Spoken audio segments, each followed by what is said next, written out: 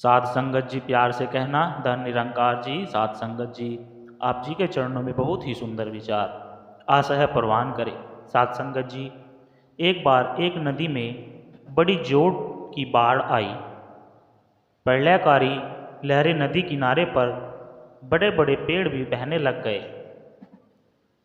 उस बाढ़ भारी नदी की उफान लहरों में जो अनगिनत पेड़ बह जा रहे थे, उनमें से एक बहुत बड़ी लकड़ी भी डूबती उतरती डूब जाने के भय से किनारे लगने के लिए बहुत संघर्ष कर रही थी।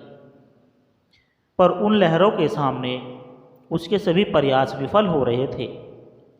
तभी उस लकड़ी ने अपने ही जैसी एक दूसरी लकड़ी को नदी की प्रचंड धारा पर मस्त होकर तैरते देखा।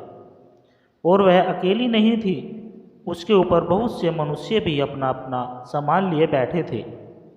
साध संगत जी, इस डूबती लकड़ी ने उस तैरती लकड़ी से पूछा, बहन, हम दोनों एक जैसी ही है, पर मैं डूब रही हूँ और तुम तैर रही हो। हम दोनों में इतना अंतर कैसे आ गया?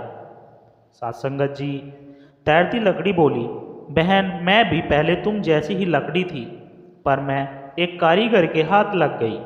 उसने मुझे भीतर से खोखला कर दिया। तभी से मैं नदी में सुखपूर्वक तैरा करती हूँ, पर अब मुझे कोई भी लकड़ी नहीं कहता। अब सब मुझे नाव कहकर पुकारते हैं। साध संगत जी, महापुरुष जी कहते हैं कि यह जगत ही नदी है, वासना की लहरें है, और हम ही वो लकड़ी है जो वासना की लहरों में डूबे जा रहे हैं। यदि हम किन्हीं आत्मज्ञानी महात्मा के हाथ लग जाए तो उन कारीगरों के पुरुषार्थ से कुछ ही समय के भीतर अहंकार को निकालकर खोखला कर दिए जाने पर हम लकड़ी से नाव बनकर उन्हीं घर घराती लहरों की छाती पर मंद मस्त होकर खुद को तैरने लगते ही है। साध संगत जी, अपने साथ साथ न मालूम कितने औरों को भी तैराने लगते हैं।